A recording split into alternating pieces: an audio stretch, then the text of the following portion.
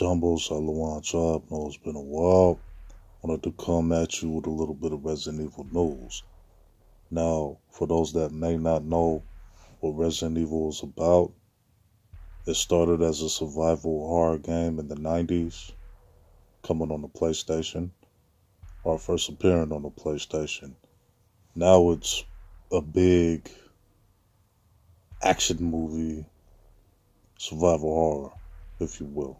So, if anybody seen the newer Raccoon City that came out a few years ago, we all know that it did pretty poorly. It was just, all of the Resident Evil movies are pretty much like not anything like the game. They're not even similar or close. At least the live action films. The live action ones, they're not even close to the video game ones. The CGI ones, they're more like similar to the video games. And there's a new animated CGI one coming out, I believe the end of this month. Death Island. I'm gonna put that up right there.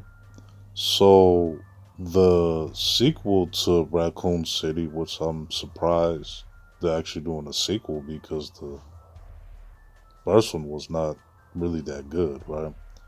It should be called Umbrella Chronicles, I believe, and I believe they have a bigger budget on this one. There's not really too much information on when it's coming out, but it's supposed to have Jill, Rebecca, and all that. Overall, Resident Evil has been a success on the market. From 2002 to 2016, 6 live action films have been created. The films do not follow the premise of the video games, though. Despite the negative reaction from critics, the live action series has made over $1 billion worldwide. They have merch and video games and even comic books to tie into this money-making franchise. I just hope they can make this Umbrella Chronicles or Dark Side Chronicles, whatever it's gonna be called. I just really hope that it's better than this Raccoon City one. It wasn't that bad, but it seemed like they put some duct tape over a movie and called it a movie. It wasn't like the scenes were rushed. None of the scenes were really detailed. None of the characters felt genuine to the characters from the video game. Like when you play the video game, these characters are known for certain traits and certain things from the video game. You just didn't get that from the movie. The characters felt bland and stale, so hopefully they address this in the upcoming Umbrella Chronicles.